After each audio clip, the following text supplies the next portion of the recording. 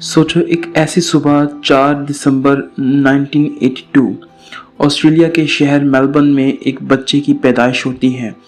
घर में खुशी का माहौल होता है, लेकिन जैसे ही डॉक्टर्स उस बच्चे को देखते हैं सब कुछ अचानक बदल जाता है।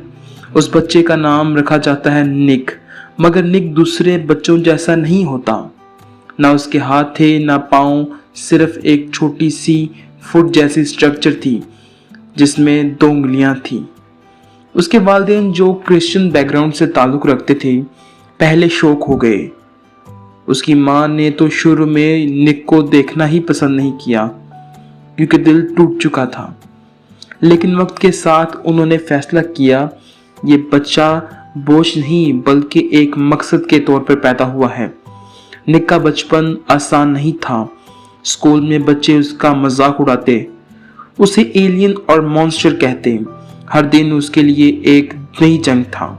सोचो, जब सब बच्चे दौड़ते, खेलते, लिखते और निक सिर्फ देखता, वो अपने आप से पूछता मैं ऐसा क्यों हूं। 10 साल की उम्र में उसने जिंदगी से हार मान ली। एक दिन उसने बाथटब में डूबकर अपनी जान देने की कोशिश की, लेकिन उस वक्त उसके ज़हन में अपने माँ बाप का ख्याल आया और वो रुक गया। उस दिन एक छोटी सी रोशनी उसके अंदर पैदा हुई। निक धीरे धीरे समझने लगा कि अगर वो अपनी कमी पर फोकस करेगा तो कभी आगे नहीं बढ़ पाएगा। उसने अपनी छोटी सी फुट को यूज़ करना सीखा, लिखना, टाइपिंग करना, मोबाइल चलाना। फिर एक दिन स्कूल में उसने अपनी पहली स्पीच दी और अजीब ये हुआ कि लोग हंसने की बजाय रो रहे थे, उससे इंस्पायर हो रहे थे।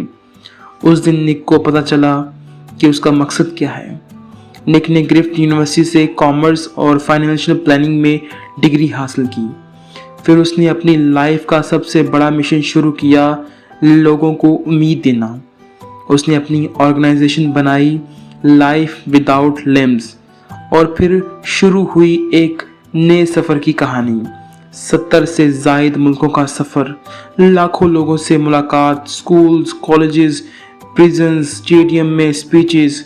उसका मैसेज सिंपल था, तुम्हारी वैल्यू तुम्हारी बॉडी से नहीं तुम्हारी सोच से होती है।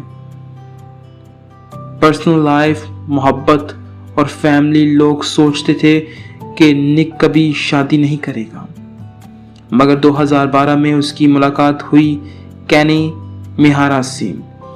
उन्होंने शादी की और आज उनके 4 बच्चे हैं। सोचो, एक आदमी जिसके हाथ पाँव नहीं, वो अपने बच्चों को उठाता है, प्यार करता है, उनके साथ खेलता है अपने तरीके से। ये साबित करता है लिमिटेशन सिर्फ दिमाग में होती हैं। निक ने कई किताबें लिखी, life without limits, unstoppable, stand strong. उसकी स्पीचेस यूट्यूब पर मिलियंस लोग देखते हैं। 2020 के बाद online webinars, mental health awareness, YouTube पर बहुत सी वीडियो, यूथ मोटिवेशन। 2026 तक निक दुनिया के सबसे पावरफुल मोटिवेशनल स्पीकर में से एक माना जाता था। उसका फोकस अब सिर्फ सक्सेस नहीं बल्कि purpose plus faith plus resilience है। आज का निक 2026 एक ग्लोबल स्पीकर है, एक लविंग हस्बैंड और फादर है, और सबसे इम्पोर्टेंट एक सिंबल है होप का। वो कहता है मैं मिरेकल नहीं हूँ, मैं प्रूफ हूँ कि मिरेकल हो सकते हैं, चमत्कार हो सकते हैं। कहानी का सबक जो हमें समझना ज़रूरी है, मुश्किलात तुम्हें डिफाइन नहीं करती।